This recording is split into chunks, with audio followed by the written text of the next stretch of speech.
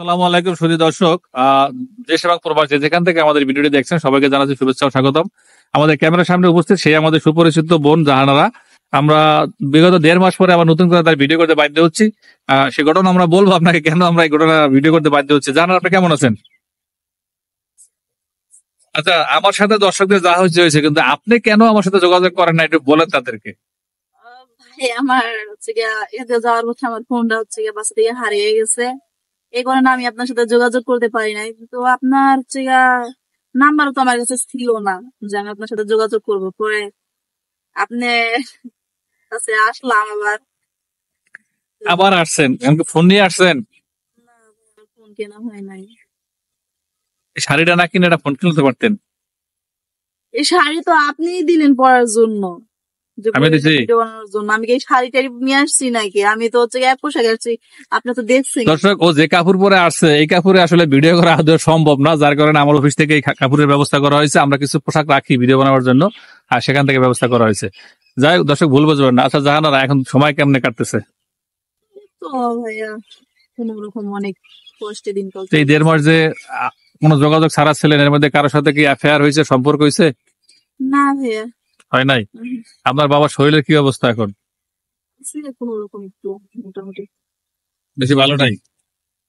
তার উন্নতি হচ্ছে নাকি? তার যে কিডনির যে প্রবলেম, এটা কি বলছে ডাক্তার? এইভাবেই থাকবে না কি করতে হবে আসলে কি? না, এখানে তো চিকিৎসা করাতে বলছে, অপারেশন করাতে বলছে। তো আমাদের তো সেরকম সামর্থ্য নাই। আমার তো হচ্ছে না।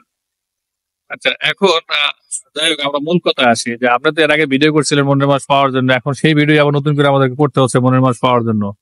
তো আবার একটু বলতে হবে নতুন দর্শকদের জন্য যে আপনি কি ধরনের মনের মানুষ আশা করেন, বা আপনার বর্তমান বয়স কত, বা কি অবস্থায় আছেন, লেখাপড়া কি করছেন, বা কি জানেন, কোরআন শরীফের উপর জানেন কিনা, এগুলো একটু বলেন।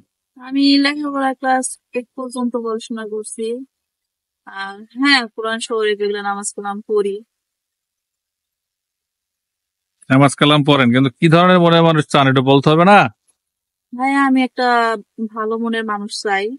সে হচ্ছে গিয়া মানে আমি এত বড় ফ্যামিলির মানুষও চাই না, আমি ছোটখাটো একটা ফ্যামিলির মানুষ চাই। তাতে সে হচ্ছে আমার দুঃখ কষ্টটা বুঝবে, আমার সবকিছু জানে না শুনেও যে আমাকে নিবে, এরকম ধরনের একটা মানুষ চাই। সে মানুষটির বয়স কত হতে হবে? যেহেতু ভাই আমার বয়স 30, সে তো আর হচ্ছে কি আমাকে কোনো মানে 20-22 বছরের ছেলে তো আর বিয়ে করবে না। বয়স যেমনটাই হোক না কেন ওটা কোনো ব্যাপার না, 40-45 হলেও সমস্যা নাই। তো হচ্ছে গিয়া সে কালো হলেও আমার সমস্যা নাই, কারণ হচ্ছে গিয়া আমি মানে যতটুকু মানে জানি বুঝি যে কালো মানুষের মনটা হলে অনেক ভালো। তো আমার কালো মানুষের বেশিরভাগ পছন্দ। কালো মানুষের মনটা ভালো। কালোই জগতের আপনি আলো। কালো। কালোই জগতের, হ্যাঁ, আলো। আচ্ছা জানো, অনেক গল্প করলাম, বিয়ের পরে হানিমুনে কোথায় যাবেন? হানিমুন আমার হাজবেন্ড আমাকে যেখানে নিয়ে যাবে আমি সেখানে যাবো। বিয়ে কি খুব ধুমধাম করে করবেন? এখন আপনি তো জানেনই আমাদের বাড়ির অবস্থা।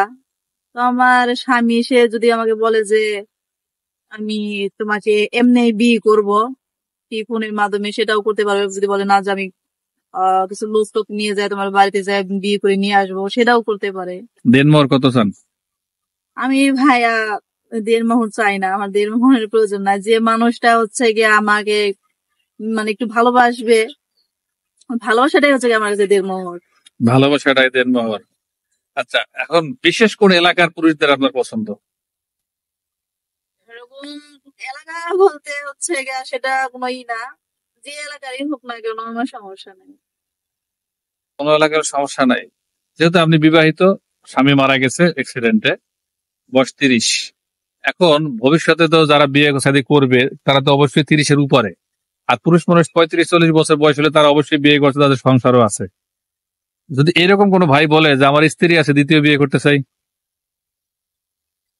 এরকম না, এরকমের ভিতরে তো যাওয়াটা সম্ভব না। সমস্যা কি? মুসলিম ধর্ম তো 4 বিয়ে করা যায় আছে, তো সমস্যা কি? করেন না। না, আমি ওরকম ফ্যামিলির ভিতরে আমি যাইতে চাই না। ওরকম সতীনের সংসার করা সম্ভব যাবে না, না? একটা মেয়ে হয়ে আমার একটা মেয়ের জীবন নষ্ট করতে পারবো না। আজ পর্যন্ত দর্শক যত ভিডিও আমি বানাইছি, কোনো ভাইয়াই কয় নাই যে আমি সতীনের সংসার করব। আমি এটা বাংলাদেশের মেয়েদের কালচারেই পাইলাম যে এরা কখনোই চায় না।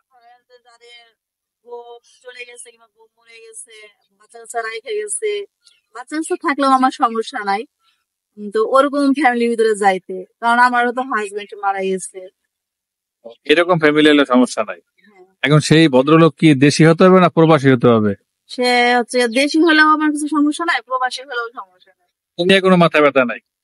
যদি কোনো ভাই বলে যায় প্রবাসে আছি, আমি তোমাকে ভিডিও কলে অনলাইনে বিয়ে করে কাবিন রেজিস্ট্রি করে রেখে দিব, আমি এসে তারপরে আমার বাড়িতে নিয়ে যাবো, তার জন্য অপেক্ষা করবেন না প্রতারণা করবেন?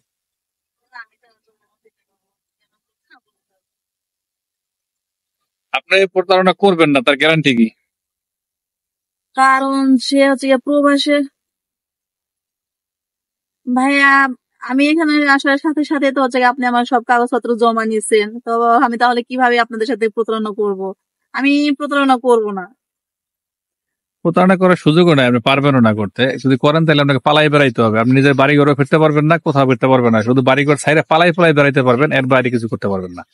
কারণ আমি বাড়িতে গেলে আপনাকে আমি ধরতে পারবো, যেহেতু আমার কাগজপত্র সব ঠাই ঠিকানা আমার কাছে নেওয়া আছে, এটা ভালো করে জানেন। আচ্ছা, যাই হোক জানারা, আমরা ভিডিওর জন্য ভিডিও করছি, দর্শক শুনবে, জানবে, বুঝবে। এখন আমরা এই ভিডিওটা বাড়াবো না, শেষ করবো। দর্শকের উদ্দেশ্যে কিছু বলার আছে আপনার, কিছু বলবেন বিষয়?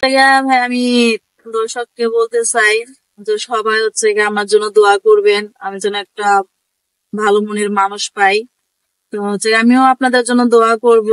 তো আপনারা সবাই ভিডিওটাকে শেয়ার করবেন, এবং হচ্ছে গিয়ে ভিডিওর নিচে ভাইয়ার নাম্বার দেওয়া থাকবে, যে আমাকে বিয়ে করতে চান সে হচ্ছে গিয়ে ভাইয়ার নাম্বারটা ফোন দিয়ে আমার সাথে যোগাযোগ করার চেষ্টা করবেন। যোগাযোগ করার চেষ্টা করবেন। দর্শক, আমরা গল্পটি বাড়াচ্ছি না, এই গল্পটি এখানে শেষ করি। সবাই ভালো থাকবেন।